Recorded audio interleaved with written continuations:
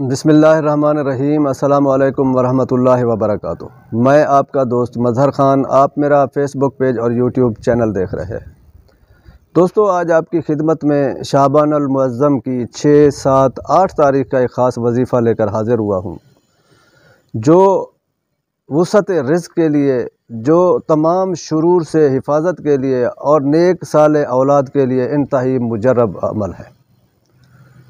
نبی کریم صلی اللہ علیہ وآلہ وسلم شعبان المعظم میں ہر وقت محو عبادت رہتے تھے، دن کو روزہ اور رات کو قیام و اذکار میں مصروف ہوتے تھے۔ یعنی یہ بھی ایک بابرکت مہینہ ہے، برکت والا مہینہ ہے۔ خود نبی کریم صلی اللہ علیہ وآلہ وسلم نے فرمایا، شعبان میرا مہینہ ہے، رمضان اللہ کا مہینہ ہے۔ تو آپ شعبان المعظم کی 6، 7، 8 تاریخ کو یہ اگر وظیفہ کر لیتے ہیں تو اللہ تعالیٰ آپ کو 3 انعامات خاص طور پر عطا فرمائیں گے۔ نمبر 1، نیک صالح اولاد عطا فرمائیں گے، تمام شرور سے حفاظت فرمائیں گے اور وسیع اور برکت والا رزق عطا فرمائیں گے۔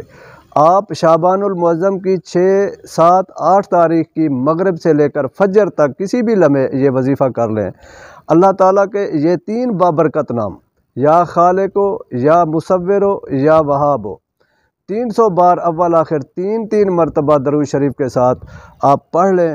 3 دن آپ یہ عمل کریں، انشاءاللہ اللہ تعالیٰ آپ کو نیک صالح اولاد عطا فرمائے گا۔ اگر اولاد ہے تو نیک صالح بن جائے گی، اگر نہیں ہے تو اللہ تعالیٰ نیک صالح اولاد عطا فرمائے گا۔